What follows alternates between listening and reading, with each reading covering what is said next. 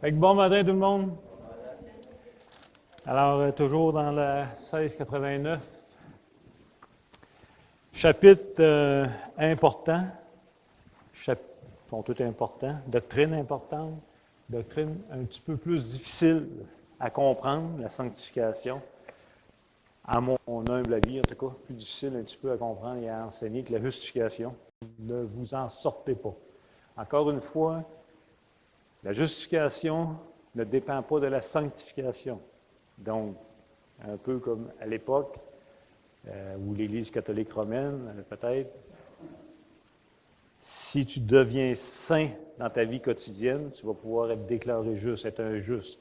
C'est l'inverse. Parce que tu es déclaré juste par Dieu, on passe à une vie sanctifiée. OK? Et ça, c'est toujours un point important à comprendre. On va relire, avant de commenter encore une fois, page 40 de la 1689. On va lire le paragraphe 1 et le paragraphe 2 ce matin, quoique je ne pense pas qu'on se rende beaucoup loin.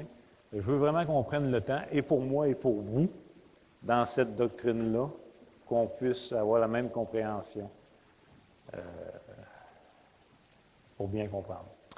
Donc, ceux qui sont unis au Christ, efficacement appelés et régénérés, et en qui un cœur et un esprit nouveau ont été créés par la vertu de la mort et de la résurrection de Christ, sont aussi, en plus, par la même vertu, réellement et personnellement sanctifiés par sa parole et son esprit qui habite en eux. La domination du corps du péché dans son entier est détruite. Attirez votre attention sur cette petite portion de phrase qui fait référence à la sanctification définitive qu'on a commencé à voir la semaine passée. Il dit, la domination du corps du péché dans son entier est détruite. Et les diverses convoitises qu'ils éprouvent sont de plus en plus affaiblies et mortifiées. Là, on tombe dans la sanctification sous la facette progressive. Tandis que, vivifiés et affermis de plus en plus par toutes les grâces salutaires, ils s'appliquent à la pratique de la vraie sainteté, sans laquelle nul ne verra le Seigneur. Ça aussi, c'est fatigant. Il y a un verset relié à ça. Paragraphe 2. Cette sanctification opère en l'homme tout entier. Et si vous aviez comme devoir au moins de lire les références, ici, quand il dit que cette sanctification opère en l'homme tout entier, on parle de partie matérielle de l'homme et immatérielle de l'homme. Âme, corps et esprit, si vous voulez. Donc, tout. Encore qu'elle soit imparfaite en cette vie, et quand tous les aspects de la vie de l'homme demeurent des restes de corruption, d'où la poursuite d'une guerre continuelle et implacable, la chair lutte contre l'esprit et l'esprit contre la chair. Donc, la semaine passée, on a vu encore une fois, on se rappelle qu'il y a plein de versets qui parlent de notre sanctification comme étant accomplie, parfaite, au passé, complète, et on l'appelle la sanctification définitive. Elle est irréversible. On va le voir encore ce matin. On a vu plein de versets. Et il y a énormément de versets. Et tous les épîtres du Nouveau Testament appellent le croyant à marcher avec Dieu, à mettre en œuvre son salut, à obéir à la loi de Dieu afin d'être transformé de plus en plus à l'image de Christ et d'être de plus en plus libre à l'égard du péché, ce qu'on appelle la progression du croyant. Ça va jusque-là. Et on s'était posé la question, est-ce qu'il y a deux sanctifications dans les Écritures? Est-ce qu'il y a une sanctification définitive que Dieu a accomplie et une autre sanctification que le croyant doit mettre en œuvre? La réponse est non. C'est toujours la même sanctification. Il y a une seule sanctification qui nous est présentée dans les Écritures sous deux aspects, sous deux facettes ou sous deux angles. Sous l'angle, par exemple, de la sanctification définitive, qui est l'œuvre de Dieu à 100%, l'homme ne peut même pas lui y participer. Donc, lors de la sanctification définitive, l'homme est passif. Il fait rien. Et sous l'angle de la sanctification progressive, on voit que l'homme est actif. Et encore une fois, notre défi était de voir quelle est la part de Dieu et de l'homme dans la sanctification. Comment l'homme est actif? Est-ce que c'est sa part à lui seul ou c'est une part de coopération avec Dieu. C'est ce qu'on va voir un peu. On avait donné une définition. C'est quoi la sanctification définitive? C'est la mise à part des croyants par Dieu qui initie lui-même et lui seul en eux la transformation à l'image de Jésus-Christ par la régénération. Encore une fois, c'est une mise à part du croyant par Dieu. C'est lui. Il l'initie lui-même et lui seul envers le croyant et la transformation débute à l'image de Jésus-Christ. Donc, l'étape initiale, qu'on pourrait dire de la sanctification, implique une rupture définitive avec la domination du péché. Et c'est une rupture définitive, c'est une rupture irréversible. Fait que c'est peut-être là que ça chatouillait un peu de comprendre ce petit bout-là. Vous aviez comme devoir à méditer dans les dernières semaines Romains chapitre 6. J'espère que vous l'avez fait. Fait que, on va tourner dans Romains chapitre 6. C'est sûr qu'idéalement, ça aurait été de Romains 1 à 6, puis chapitre 7 et 8. Parce que Romains, les premiers chapitres, il va vraiment mettre sur table l'état de l'homme. Mais Romains chapitre 6. N'oubliez pas que Romains chapitre 6 commence en répondant à Romains 5, 20. Il dit, Romains 5, verset 20, ça dit, « Or, la loi est intervenue pour que l'offense abonde. Mais là où le péché a abondé, la grâce a surabondé. » Fait que la logique, comment je dirais bien, la logique de notre nature pécheresse dirait, bien, puisque là où le péché abonde, la grâce surabonde, pourquoi ne pas faire surabonder la grâce? Non, mais on jase. Alors, Paul entreprend le chapitre 6 pour enseigner sur ce point. Ce n'est pas parce que là où le péché a abondé que la grâce surabondée qu'on doit vivre dans le péché. Que dirons-nous donc? Demeurions-nous dans le péché afin que la grâce abonde? Loin de là, nous qui sommes morts au péché, comment vivrions-nous encore dans le péché? Ignorez-vous que nous tous qui avons été baptisés en Jésus-Christ, c'est en sa mort que nous avons été baptisés. Nous avons donc été ensevelis avec lui par le baptême en sa mort, afin que, comme Christ est ressuscité des morts par la gloire du Père, de même nous aussi nous marchions en nouveauté de vie. En effet, si nous sommes devenus une même plante avec lui par la conformité à sa mort, nous le serons aussi par la conformité à sa résurrection. Et là, c'est important. Sachant que notre vieil homme a été crucifié avec lui, afin que le corps du péché soit réduit à l'impuissance, pour que nous ne soyons plus esclaves du péché, car celui qui est mort est libre du péché. Or, si nous sommes morts avec Christ, nous croyons que nous vivrons aussi avec lui, sachant que Christ, ressuscité des morts, ne meurt plus. La mort n'a plus de pouvoir sur lui, car il est mort, et c'est pour le péché qu'il est mort, une fois pour toutes, il est revenu à la vie, et c'est pour Dieu qu'il vit. Verset 11, très important pour notre sujet. « Ainsi, vous-même, regardez-vous comme morts au péché et comme vivants pour Dieu en Jésus-Christ. Que le péché ne règne donc point dans votre corps mortel, et n'obéissez pas à ses convoitises. Ne livrez pas vos membres au péché comme des instruments d'iniquité, mais donnez-vous vous-même à Dieu comme étant vivants de mort que vous étiez, et offrez à Dieu vos membres comme des instruments de justice. » On va arrêter là pour le moment. Donc, c'est le texte, entre autres, sur lequel je dois m'appuyer pour bien saisir la base de la sanctification définitive, qui est, encore une fois, irréversible et qui est accomplie par Dieu seul, sans que l'homme y participe. L'homme est passif. C'est Romains chapitre 6. Donc, avant, le point là, c'est vraiment là-dessus qu'on va mettre l'emphase ce matin. Avant que Paul nous dise de se donner nous-mêmes à Dieu, comprenez-vous? Avant que Paul nous dise « Obéissez! Livrez vos membres à Dieu, vos membres de votre corps, donnez-vous à Dieu. » Avant tout ça, il faut comprendre de quoi.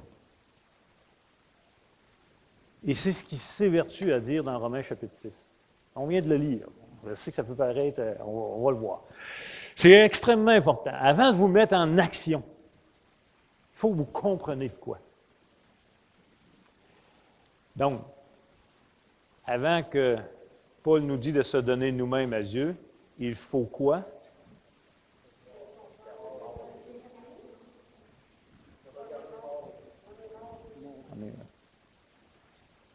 Il faut le croire et le comprendre. Si on ne le voit pas et on ne le comprend pas, on va se planter. On va se planter sous deux facettes. Un, c'est le découragement qui nous attend. Parce qu'on va très, très, très bien comprendre l'exhortation d'obéir. Tout le Nouveau Testament, toutes les épîtres pastorales, tout nous appelle à l'obéissance. Et ça va être facile de voir un découragement et un fardeau parce qu'on va réaliser que partiellement et que souvent on recommence. L'autre piège, c'est l'orgueil. Ça va être le moi. Moi, j'ai. Et on va avoir une vie chrétienne extérieure, comme un sépulcre blanchi. De l'extérieur, on va être parfait. Moi, j'ai, puis ça va être l'orgueil. Donc, cette doctrine-là est extrêmement importante. Donc, on doit premièrement reconnaître le changement que Dieu a fait en nous.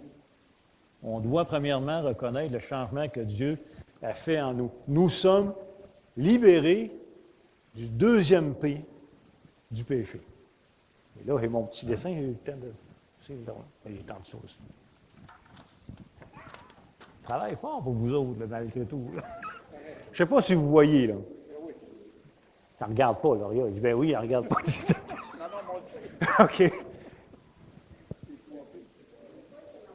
Oui, je vais vous l'expliquer. C'est écrit en petit. En haut, c'est écrit salut. OK? C'est pas. Non, votre salut, notre salut. OK? Je vous ai dit la semaine passée, il y a 3 P importants qui sont en lien avec le péché. Tu as P du péché, P du péché, P du péché. Premier P, c'est quoi? C'est en lien avec quelle doctrine? La punition. P, punition. Quelle doctrine? Et voilà, on avance. Non, je vous le dis. Il faut compartimenter les doctrines pour bien comprendre. La justification, quand Dieu nous a déclarés justes, il nous a délivrés du premier P, punition du péché. La justification ne transforme pas le croyant. Il faut que ça soit clair dans votre tête. Elle déclare non coupable. Elle libère du premier P, la punition du péché. Vous avez été déclaré juste. Vous êtes libéré de la punition du péché. C'est réglé à vie. Maintenant, on s'en va vers le deuxième P du péché. C'est lui qu'on travaille. C'est quoi? On va mettre puissance. Quelle doctrine nous libère de la puissance? Sanctification. Donc, encore une fois, justification nous libère du premier P, punition du péché. Sanctification nous libère du deuxième P, la puissance du péché. Et il va en rester une troisième.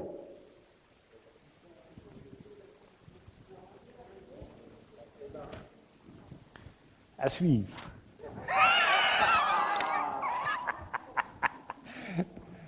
On va le voir plus tard. OK, il faut que ça soit clair. Là, on travaille sur le deuxième P de notre salut, la libération de la puissance, de la domination, du pouvoir du péché. Le verset 11 de Romains, chapitre 6, dit « Regardez-vous comme morts au péché. » Il ne dit pas « Supposez-vous que vous êtes morts au péché. » Tu sais, admettons, là, tu es esclave du péché, mais fais semblant que tu n'es pas esclave. Puis ça va peut-être marcher, ton affaire.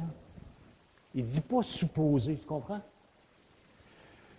Et il ne dit pas non plus libérez-vous vous-même du péché, de cet esclavage-là. Un esclave, dans la définition d'esclave, n'a pas en lui-même le pouvoir de se sortir de là. Parce que s'il l'aurait, on ne parlerait pas d'esclave. Un esclave est assujetti à un maître. Donc, Paul ne dit pas sortez-vous de là, les gars. Voyons. Quand tu prêches l'Évangile à un non-croyant, ben, il finit par te dire, moi, là, je ne suis pas esclave du péché.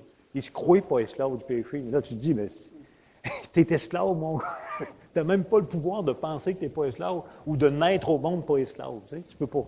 Paul, il ne dit pas ça non plus. Il dit quoi? Ça veut dire sachez. Ça veut dire constater le fait. Là. Reconnaissez ce que Dieu a fait. Ça veut dire compter sur ce fait que vous n'êtes plus sous la puissance du péché. Reposez-vous sur ce fait que vous n'êtes plus sous l'esclavage du péché. C'est un fait accompli. Si on ne comprend pas ça, on part mal. Regardez-vous comme mort au péché. C'est le point le plus important le matin, hein, c'est de comprendre ça. Avant de courir une course, là, regarde que tu n'es plus sous la domination. C'est un marathon, la vie chrétienne. Hein? On est tous d'accord avec ça. Ça commence à notre conversion, ça va finir à notre mort. C'est un marathon dans une vie. Et un marathon, ça se court contre des ennemis.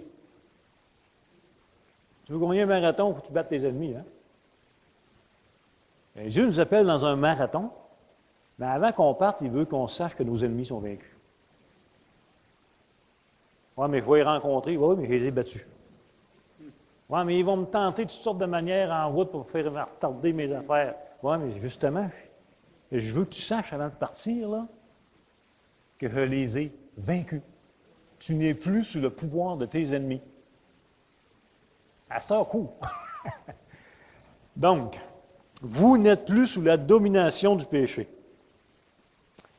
Encore une fois, c'est important, ce n'est pas l'homme qui a fait ce changement, mais c'est Dieu et Dieu seul.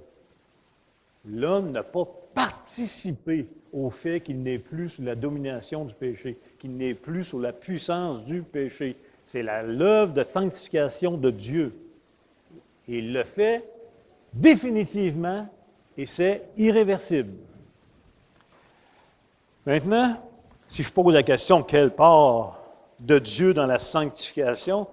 Écoute, quand je lis Romains chapitre 6, il a tout fait.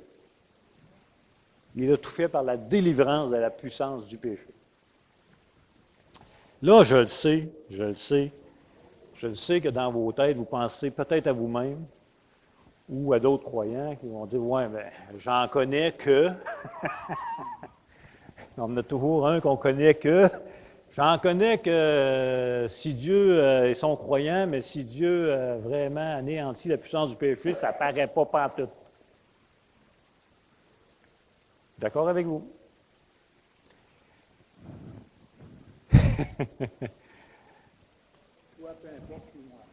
Non, on reste dans le sujet. L'Église de Corinthe. S'il y avait une Église à aller trouver des gens qui visuellement étaient bourrés de problèmes, c'est Corinthe. Honnêtement, quand on regarde, pas un juge, on n'est pas en train de taper sur la tête, mais quand on regarde le portrait de l'Église de Corinthe dans le Nouveau Testament, tu te dis, hey boy, il me semble qu'on n'est pas pire à Montjoli. Dans l'Église de Corinthe, tu as des divisions entre les frères. Dans l'Église de Corinthe, on se poursuit en justice entre frères devant des inconvertis. Dans l'Église de Corinthe, il y a un énorme manque de maturité. On forme des clans. Moi, je suis de Paul. Moi, je suis d'Apollos. Dans l'Église de Corinthe, certains vivent dans une immoralité. Et ça, aux yeux de toute l'Église, au point que Paul dit, c'est même pas une immoralité qu'on voit dans les païens qui ne connaissent pas Dieu. C'est ça dans l'Église, aux yeux de tous, et la vie est belle, tout le monde vit bien avec ça. Dans l'Église de Corinthe, il y a des problèmes avec les dons. Il y a un abus, un mauvais usage des dons spirituels que les croyants ont. Il y a un désordre énorme et flagrant avec les dons. Et dans l'Église de Corinthe, pendant le repas du Seigneur, la Sainte Seine, il y a des abus. Il y a des gens qui n'ont rien à manger dans leur pauvreté. Il y en a d'autres qui mangent à sang privé et qui abusent de l'alcool. C'est l'Église de Corinthe. Mais, si j'avais à choisir entre Corinthe et Éphèse, je m'en irais à Éphèse. Par contre, qu'est-ce qu'il dit, Paul? Tournez dans 1 Corinthiens, chapitre 1, verset 2.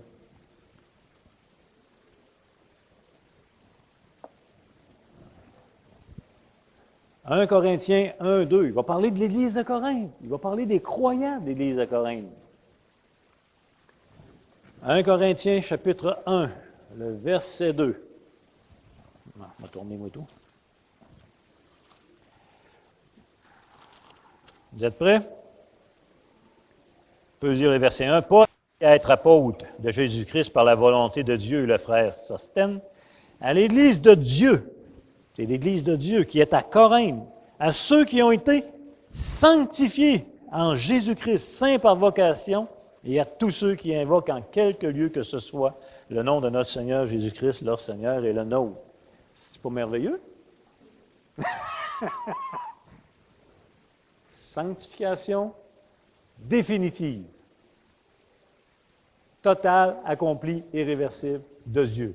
Paul parle sous cet angle des croyants de Corinthe qui ne ressemblent pas du tout à ça. Ça nous enseigne quoi? Important ici, la sanctification, sous l'angle de définitive, décrit dans Romains chapitre 6, qu'on a lu, ne dépend pas du degré d'impiété des croyants. Ça ne dépend pas du degré d'impiété des croyants. Parce qu'elle dépend de notre position dans le Messie. Elle dépend de l'œuvre du Messie qui nous a régénérés. Donc, le fait que nous sommes morts au péché, que nous ne sommes plus esclaves du péché, que nous ne sommes plus sous la puissance, le deuxième P du péché, dépend de l'œuvre de Jésus-Christ et non de notre comportement, et non de notre maturité. Et on a l'exemple avec Corinthe qui nous semble assez évident. Donc, à l'étape de la sanctification définitive, le croyant est encore une fois totalement passif. Le point, c'est qu'il faut prendre conscience. Notre gros point à nous, c'est de prendre conscience que Dieu nous a libérés de la puissance du péché et jamais, avec un Z, comme ça disait dans l'époque, là, jamais l'homme nouveau ou l'homme régénéré ne peut à nouveau être esclave du péché. Donc, la sanctification, elle est irréversible et définitive. Pourquoi elle est irréversible? Encore une fois, parce que ce qu'on a lu dans Romains chapitre 6, nous sommes une même plante avec lui. On parle d'un lien organique dans sa mort, mais aussi dans sa résurrection. Mort avec lui égale vivre avec lui. Vivre avec lui égale libérer de la puissance du péché. C'est indissociable. Pourquoi elle est irréversible? Un, c'est Dieu qui l'a fait. Deux, il nous a libérés, et c'est une fois pour toutes par sa mort, en nous donnant la vie, il nous a libérés de la puissance du péché, et jamais plus notre nouvelle création sera soumise à la puissance du péché. L'esclavage du péché, c'est impossible, c'est irréversible. Je ne sais pas si vous le voyez. C'est irréversible, c'est accompli. Donc, un croyant qui se livre au péché, comme s'il est encore esclave du péché, ça ne change pas le fait de ce que Dieu a fait. Ça ne change pas le fait de ce que Dieu a fait. Un croyant, en passant, peut vivre une moyenne mauvaise saison. Un croyant peut vivre une mauvaise saison au point tel que tu peux le regarder et dire, pour moi, il n'a jamais été régénéré, ce gars-là, ou cette fille-là. Il y a des saisons, là, on en souhaite à personne. Personnellement, je crois qu'il y a des points de non-retour aussi. Il y a la discipline de Dieu aussi qui nous fait voir des mauvaises saisons. Quand Dieu veut discipliner un de ses enfants, il le relâche. Il le laisse aller à son pendant naturel. Et ça fait dur. Imaginez-vous l'Alzheimer. Lauria fait de l'Alzheimer. Puis, non, il faut faire attention. Là. Puis l'Alzheimer, on le sait, hein? C'est nos souvenirs les plus vieux qui restent, hein, c'est ça? Puis tout à coup, que Lauria, notre frère Lauria, on le voit à l'église, puis lui, il jase et il se met à vivre comme qu'il vivait à 25 ans. Il dit, monsieur, vous nous dites que c'est un croyant? Son comportement, la maladie, les problèmes psychologiques, mettez tout ce que vous voulez, n'affecte en rien la sanctification définitive que Dieu a fait lors de notre régénération. Il nous a libérés une fois pour toutes de la puissance du péché, de la domination de ce maître qui est le péché. Vous nous suivez? Si vous nous suivez, ça va bien. OK. Donc, qu'un croyant se livre ou pas, un croyant se livre parce qu'il ne comprend pas ou parce qu'il veut, ça ne change en rien de ce que Dieu a fait. C'est pour ça que Paul dit, ne livrez pas vos membres au péché. Ne livrez pas vos membres au péché comme si vous étiez encore des esclaves. Vous n'êtes plus des esclaves. On souffrait assez quand on était esclaves du péché. On s'en rend compte beaucoup plus aujourd'hui. Bien, ne livrez pas vos membres au péché comme si vous étiez encore des esclaves au péché. Profitez un petit peu de la liberté que Dieu vous a accordée. En passant, peut-être qu'on le verra, mais livrer nos membres au péché, comme si on était encore esclaves au péché, c'est un péché de penser comme ça. Parce que c'est ignorer ce que Dieu a fait pour toi. Vous me suivez? Okay. Donc, puisque vous êtes affranchis, livrez vos membres à qui? À votre nouveau maître. Pas compliqué? À votre nouveau maître, à votre nouvel esclavage. C'est-à-dire, Christ, Dieu, esclave de Dieu, Romains chapitre 6, on est devenu esclave de Dieu. On n'est pas resté entre deux eaux. On n'est pas resté, je ne sais pas comment dire ça, d'un lame. On est parti d'un esclavage dont on ne pouvait se sortir. Dieu nous en a sortis et on est devenu un nouvel esclave de Dieu, lequel nous ne pouvons pas nous sortir. Dieu seul pourrait nous en sortir, mais Dieu nous a garanti qu'il ne nous en sortirait pas, puisque nous sommes là en Christ dans un lien organique. Christ ressuscité des morts ne meurt plus. Nous sommes donc vivants. Si vous êtes mort avec lui, vous vivrez. OK. Il faut être conscient de cette vérité. Et c'est pour ça que je disais la semaine passée, lors de votre conversion, pour ceux qu'elle est instantanée, comme moi, là, à 16 ans, avec une date précise, un moment précis, tout ça, il y a eu la sanctification que Dieu a fait a été instantanée dans ma vie.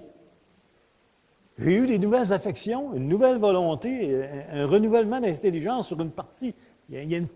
Ça a été initié. Je me suis mis à aimer Dieu. J'ai haï toute ma vie. Bang! Dieu me donne la vie, mais mal l'aimer, c'est une nouvelle. Comprenez-vous? C'est une nouvelle émotion, c'est une nouvelle affection.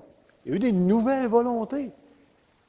Puis j'avais donné l'exemple, il y en a qui arrêtent de fumer, puis une sœur nous partageait cette semaine, qu'à 44 ans, je pense, qu'elle s'est convertie. Puis elle fumait ses Rothman. Ça se peut-tu, Rothman? OK. Rothman, c'est drôle le nom, pareil. En tout cas, elle fumait ses Rothman à 44 ans. Elle s'est convertie, puis le goût de fumer. Ben, elle dit, là, c'est assez, on va quand même fumer. Je fume depuis, elle s'est investie là-dedans, elle m'a fumé. Elle a son paquet de Rothman. Elle nous dit, je prends mes cigarettes Rothman. C'est même pas bon. Je suis capable de fumer. Voyez-vous, ça, c'est la liberté de la puissance du péché. Dieu l'a fait pour cette personne-là, spécifiquement, une grâce spécifique. Il y en a d'autres qui sont restés avec la cigarette toute leur vie et qui vont se battre toute leur vie. Dieu, il l'a fait, sa sanctification dans nos vies comme il le veut. On l'a vu aussi. Mais voyez-vous la liberté? Et moi, je suis sacré. On travaillait sur une ferme, puis on ramassait de la roche, puis on a appris à sacrer jeune. Ça a été instantané, le langage. Un autre, c'est ici, un autre, c'est ça, un autre flatte son chien. Il donnait des coups de pied. Fait que, si je reprends l'exemple d'une sœur qui nous dit, écoutez, j'ai arrêté de fumer instantanément. Elle a deux options, hein? Elle a l'option de dire, j'ai arrêté de fumer, moi.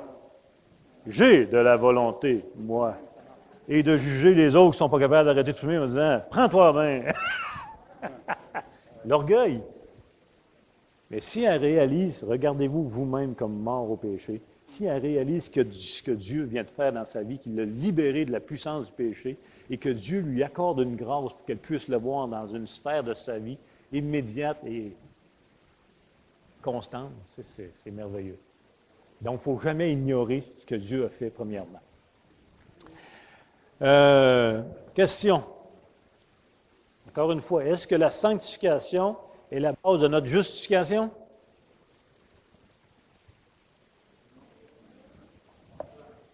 Merci. Non.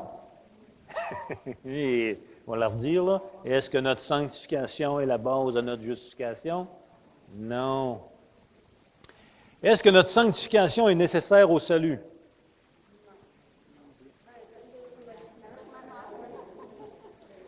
Prenez le temps, là, prenez le temps. Là. Vous n'êtes pas payé à la vitesse, là. Est-ce que notre sanctification est nécessaire à notre salut?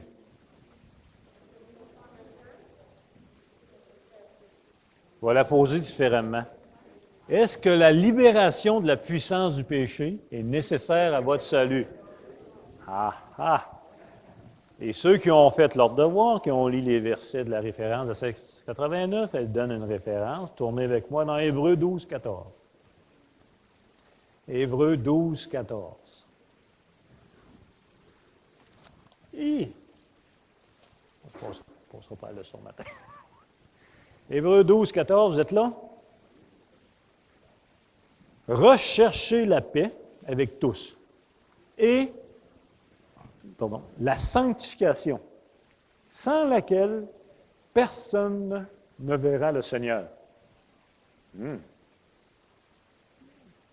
Recherchez la paix avec tous et la sanctification, sans laquelle personne ne verra le Seigneur. Ça peut être un verset qui peut être lourd dans s'il est mal compris. Personnellement, je trouve ça évident, ce verset. C'est évident parce que ce n'est pas ce n'est pas tout d'être déclaré juste, mais il faut aussi être libéré de la puissance du péché. Donc, l'œuvre du salut, c'est être déclaré juste, c'est aussi être libéré de la puissance du péché. Ne plus être sous l'esclavage du péché, être mort au péché. Et ça, c'est la sanctification. C'est un peu on voyait un peu le principe quand on a fait l'étude de l'Épître de Jacques. Quand Jacques il dit la foi sans les œuvres est morte. Il n'est pas du tout, Jacques, impressionné par quelqu'un qui dit qu'il a la foi. Il va être impressionné quand il voit les œuvres liées à cette foi.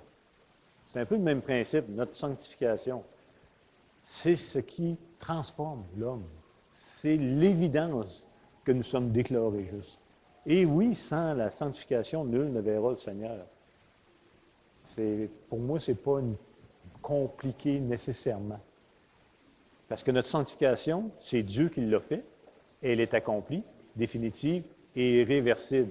Et oui, on ne se présentera pas devant le Seigneur sous la domination et l'esclavage du péché. Parce que Dieu l'a anéanti. Je sais que vous êtes encore probablement dans votre tête, dans votre vie de tous les jours. On va y venir dans notre vie de tous les jours. Donc, avant de parler un petit peu, et moins 10 quasiment, avant d'entrer sous le deuxième angle de la sanctification, c'est-à-dire la progression, celle qui nous intéresse le plus après avoir compris ce que Dieu a fait, avez-vous des questions sur la sanctification définitive? Est-ce que c'est clair? Oui? C'est merveilleux.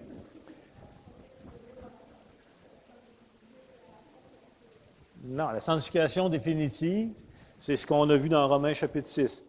Au moment de ta régénération, Dieu a initié ta sanctification et il a anéanti ton maître, l'esclavage du péché, une fois pour toutes, et il t'a soumis à un deuxième maître, lui-même. Elle est définitive. Et c'est pour ça, encore une fois, tous les versets que vous lisez dans les Écritures qui parle que nous avons été sanctifiés. Ça fait référence que nous sommes libérés de la puissance du péché une fois pour toutes.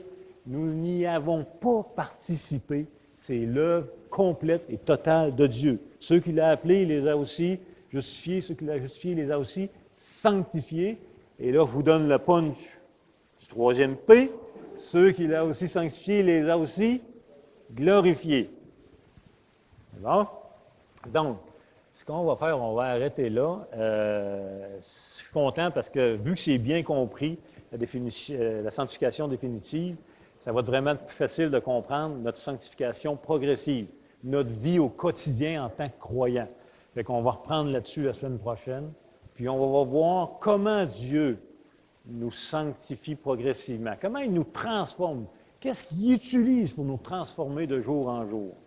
Puis on va continuer. OK?